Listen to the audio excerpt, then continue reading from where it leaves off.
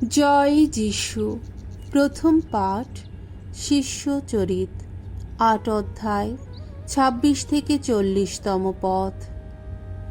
একজন ইথিওপীয় রাজকর্মচারী খ্রিস্টবাণী শুনে খ্রিস্ট বিশ্বাসী হয়ে উঠলেন। তাকে তখনই দীক্ষাস্নাত করা হল। প্রভুর এক দূত একদিন ফিলিপকে বললেন, যাও, জেরুসালেম থেকে গাজা নগরের দিকে যে পথ নেমে গেছে তাই ধরে এক্ষুনি দক্ষিণ দিকে চলে যাও। ওই পথটি মরুপথ। ফিলিপ তখনই সেই দিকে রওনা হলেন। এখন একজন ইথিওপীয় জেরুসালেমে তীর্থ করতে গিয়েছিলেন। তিনি ছিলেন ইথিওপিয়ার রানীর একজন উচ্চপদস্থ কঞ্জুকি কর্মচারী, তার সমগ্র ধনাগারের অধ্যক্ষ। সেই সময়ে তিনি ফিরে আসছিলেন আর রথে বসে বসে প্রবক্তা ইসায়ার গ্রন্থ পড়ছিলেন। পবিত্র আত্মা তখন ফিলিপকে বললেন, তুমি ওই হ্রদটির কাছে গিয়ে হ্রদটির সঙ্গে সঙ্গে চলো। ফিলিপ দৌড়ে কাছে যেতেই শুনতে পেলেন সেই মানুষটি প্রবক্তা ইসায়ার গ্রন্থ পড়ছেন। তিনি জিজ্ঞেস করলেন, আপনি যা পড়ছেন বুঝতে পারছেন কি? তিনি উত্তর দিলেন, কেউ আসল অর্থ বুঝিয়ে না দিলে কি করে বুঝব বলুন।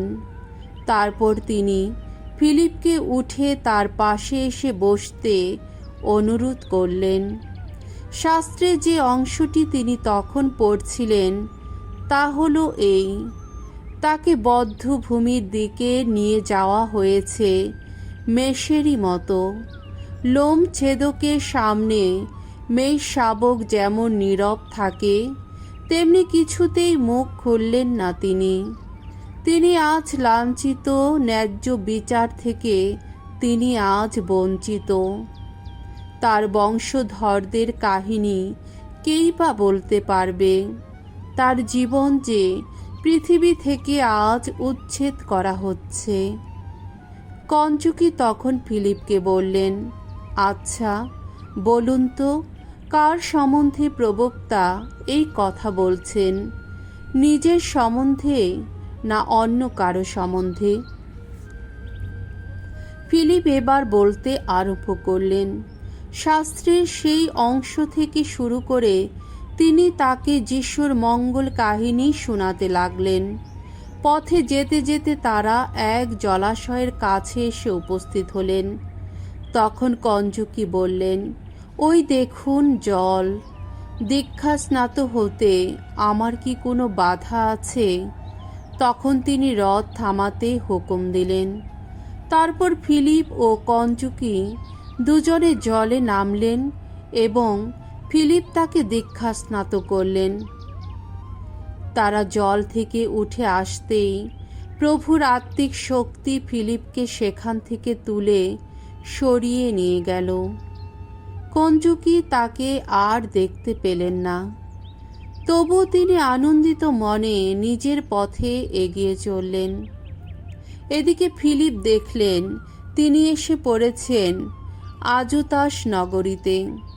তিনি নানা জায়গায় ঘুরে ঘুরে শহরে শহরে মঙ্গল সমাচার প্রচার করতে করতে অবশেষে সিজারিয়া নগরীতে এসে উপস্থিত হলেন। প্রভুর বাণী। ঈশ্বরকে ধন্যবাদ। শাম সঙ্গীত ৬৬, ৮ থেকে ৯ পদ, ১৬ থেকে ১৭ পদ এবং ২০ পদ। ধুয়ো, সারা পৃথিবী ঈশ্বরের জয়ধ্বনি করো, গাও তার নামের মহিমা। সর্বজাতির মানুষ, আমাদের ঈশ্বরের প্রশস্তি করো। আকাশে বাতাসে তুলো তার স্তব গাথা। আমাদের বাঁচিয়ে রেখেছেন তিনি, আমাদের পা দুখানি তিনি স্থলিত হতে দেননি কখনো। ঈশ্বর সম্ভ্রমী যারা, সকলেই এসো, কান পেতে শোনো। আমার জন্যে তিনি কত কিছু করেছেন এসো আজ তোমাদের সে কথা শোনাই। কত না উন্মুখ হয়ে জানিয়েছি মিনতি সেদিন। তখন আমার ওষ্ঠে জেগেছিল তার স্তুতিগান। ধন্য, আহা ধন্য ঈশ্বর, আমার যাচনা তিনি ফিরিয়ে দেননি, করুণা প্রকাশে তিনি বিরত হননি। বাণী বন্দনা। জয় মৃত্যুঞ্জয়, জয় তোমারই জয়। আমি পরম অন্ন, স্বর্গ থেকে নেমে আসা জীবনময় অন্ন। এই অন্ন গ্রহণ করে যারা, অনন্তকাল বেঁচেই থাকে তারা। মঙ্গল সমাচার। যোহন রচিত মঙ্গল সমাচার, 6 অধ্যায়, 44 থেকে 51তম পদ। প্রভু যীশু নিজেই স্বর্গ থেকে নেমে আসা সেই জীবনদায়ী রুটি।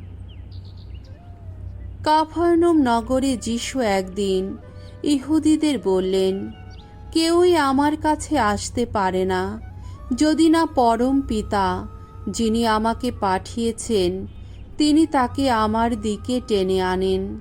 আমি তো শেষ দিনে তাকে পুনরুত্থিত করবই।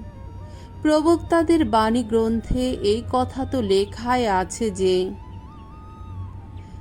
তারা সকলে ঈশ্বরের কাছে দীক্ষা পাবে। যারা পিতার বাণী কান পেতে শুনেছে এবং এইভাবে জ্ঞান লাভ করতে পেরেছে তারা প্রত্যেকে আমার কাছে আসে। অবশ্য কেউ যে পিতাকে দেখেছে তা নয়, শুধু সে ছাড়া ঈশ্বরের কাছ থেকে যে এসেছে সে তো পিতাকে দেখেছে। আমি তোমাদের সত্যি সত্যি বলছি, অন্তরে যার বিশ্বাস আছে সে শাশ্বত জীবন পেয়ে গেছে। আমি সে জীবন রুটি। তোমাদের পিতৃপুরুষেরা মরুভূমিতে মান্না খেয়েছিলেন বটে, তবুও তারা তো মারা গেছেন। কিন্তু যে রুটি স্বর্গ থেকে নেমে আসে সে রুটি এমনই যে তা খেলে মানুষের মৃত্যু কখনো হবার নয়। আমি সে জীবনময় রুটি যা স্বর্গ থেকে নেমে এসেছে। কেউ যদি এই রুটি খায় তাহলে সে অনন্তকাল বেঁচেই থাকবে। আর এই যে রুটি আমি দান করব তা আমার নিজেরই দেহ। তা আমি দান করব যাতে জগতের মানুষ জীবন পেতে পারে। প্রভুর মঙ্গলময় বাণী। খ্রিস্ট প্রভু তোমার প্রশংসা হোক।